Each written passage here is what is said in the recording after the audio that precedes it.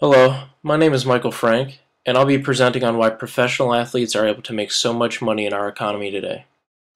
To put it simply, professional athletes each have a unique set of skills that the average person simply does not have.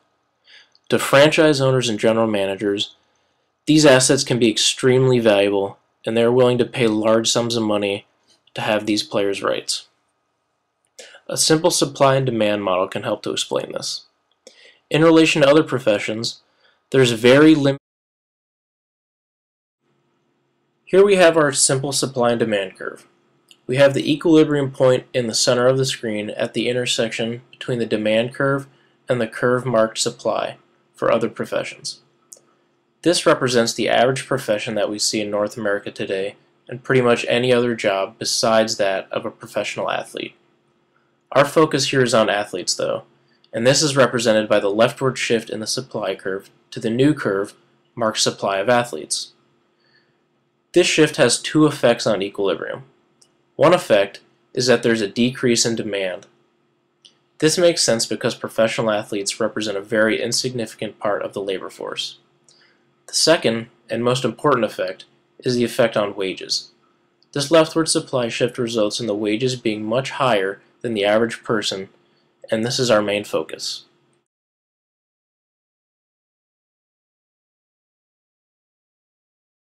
The four major sports leagues that we have in North America are the National Football League, Major League Baseball, the National Basketball Association, and the National Hockey League.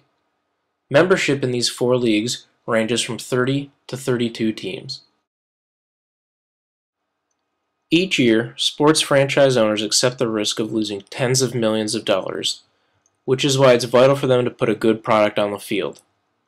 Winning teams often create the most ticket demand, and when demand goes up, so does the ticket price. This means an increase in revenues.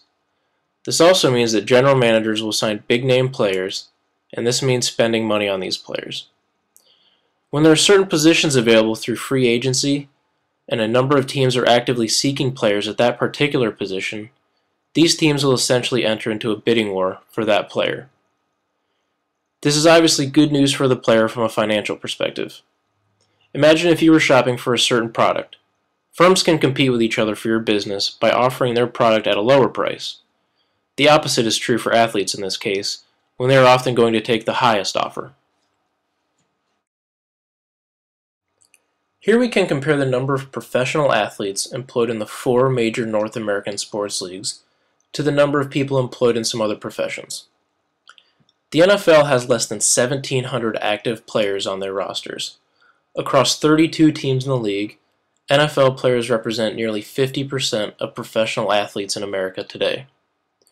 The National Hockey League has 690 players, Major League Baseball has 750, and there are only 450 active players that call the National Basketball Association home. Now for some other professions. There are about 893,000 doctors in our country, 1.2 million lawyers, and almost 4 million teachers. This should help to illustrate how small the athlete population is to just about any other career in the country.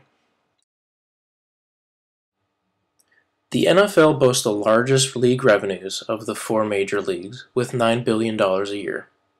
The NFL has by far the highest average ticket prices and average attendance. Each team will only play 8 regular season home games. A large portion of its league revenue comes from major television and sponsorship deals. The NFL salary cap is currently set at $133 million per team, and the average player makes $1.9 million a year. Minimum wage is set at $405,000 a season. One strategy used by NFL teams is to backload contracts. This favors the team because NFL contracts are not guaranteed money, and players can be released midway through their contracts. Because of this non-guaranteed money, players are often given an incentive to sign by being offered large signing bonuses that they receive at the beginning of the contract. This is sort of a compromise between the players and their respective teams. Major League Baseball has the second highest total revenues with $8 billion annually. The average attendance at an MLB game is around 30,000 people. The MLB has the lowest average ticket prices, but plays by far the most games, at 81 home games a season. The average MLB player makes $3.2 million a year. The MLB also has a large television contract that makes up a significant portion of its league revenues. Of the four major sports, baseball has the lowest minimum wage at $400,000. Unlike the other teams, the MLB does not use a salary cap. It uses what is known as a luxury tax system. This means that teams are taxed for every dollar they spend over a predetermined amount. Just like a cap system, this is used to promote league parity.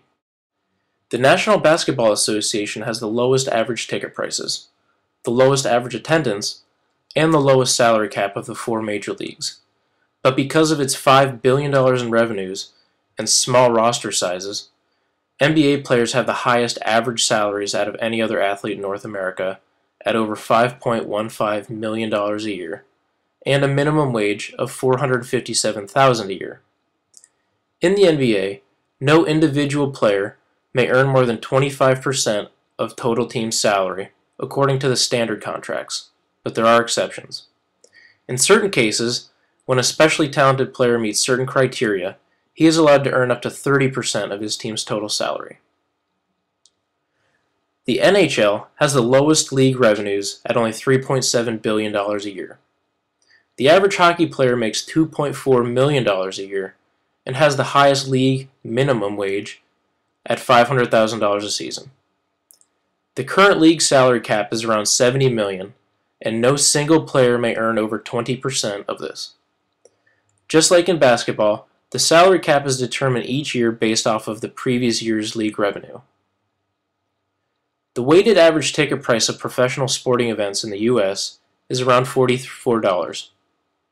The weighted average attendance is $26,000 per game across all the sports. Based off of the number of athletes in each league and their average salaries,